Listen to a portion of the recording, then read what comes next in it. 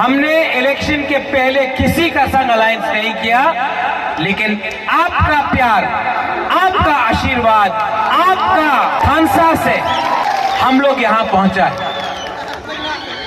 कल अमित शाह आ रहा है, नरेंद्र मोदी जी आ रहे हैं, हेमंत बिश्व शर्मा आ रहा है।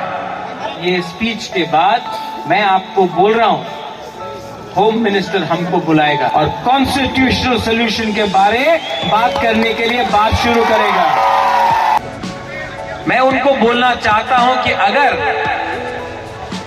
आप हानि बुसा से उनका अधिकार के लिए बात करेगा तो हम लोग दिल खोल के बात करेंगे, लेकिन अगर आप त्रिपुरा में हानि बुसा को छोड़ के राज करना चाहता है, किसको एमएलए बनाना है, किसको मंत्री बनाना है, नहीं होगा। हमको कैबिनेट के बारे में बात नहीं करना है, कौन क्या मंत्री बनेगा वो बात नहीं होगा।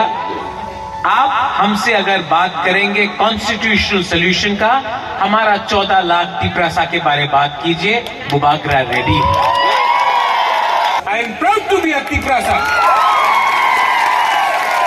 शर्म नहीं है, आज खुल्लम खुल्ला बोल सकता हूं कि Pradyot Vikram Manikya is proud to be a Tiprasa, proud to be a